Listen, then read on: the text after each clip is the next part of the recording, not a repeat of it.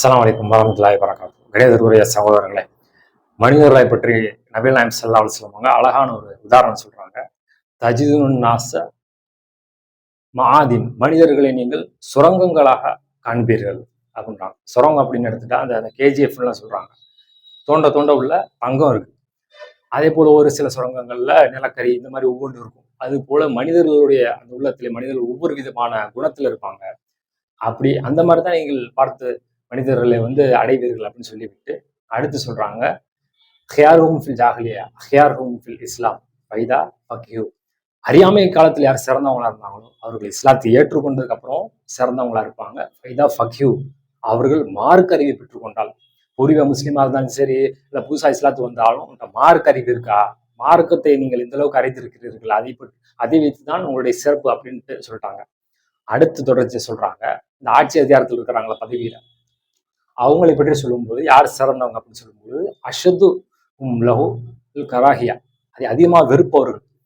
அப்ப சில ஆட்களை பார்க்கலாம், எனக்கு பதவியெல்லாம் ஆசை இல்லை, பதவி அதிகாரம் இதெல்லாம் நமக்கு விருப்பம் கிடையாது, நம்ம அப்படி நன்மை செய்யலாம் அப்படின்னு சொல்லுவாங்க. ஆனால் ஒரு பொறுப்பாளர் தேர்ந்தெடுக்கும் போது அங்க போயிட்டு பொறுப்பு கொடுப்பாங்க, அப்படியே பார்த்துட்டு இருக்கிறது. பொறுப்பு கொடுக்கலையா, எனக்கு இத்தனை காலம் நான் இந்த ஜமாத்தில் இருக்கேன், எனக்கு பொறுப்பு கொடுக்கல, எவ்வளவு உழைச்சிருப்பேன், தலைவர் பொறுப்பு புதுசா வந்தவங்க போய் கொடுத்துருக்காங்கன்னு சொல்லிட்டு இப்படி பதவி கிடைக்கவில்லை என்பதற்காக ஜமாத்தோடு போறது ஒரு பக்கம். ஆனா கொள்கையை விட்டே போய் எங்கடா பதவி கிடைக்கும் அப்படின்றதுக்காக போன பலரும் இருக்கின்றார்கள்.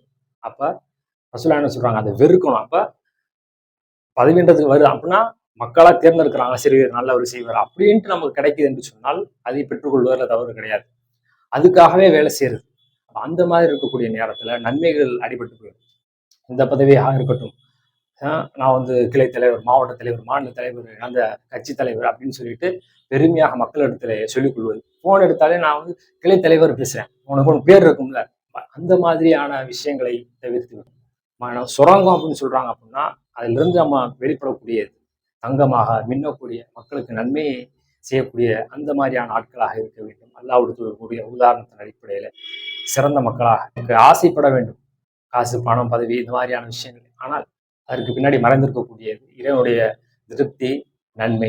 அந்த மாதிரியான மக்களாக அல்லாஹ் நம் அனைவரையும் ஆக்குவானாக. அஸ்ஸலாமு அலைக்கும்.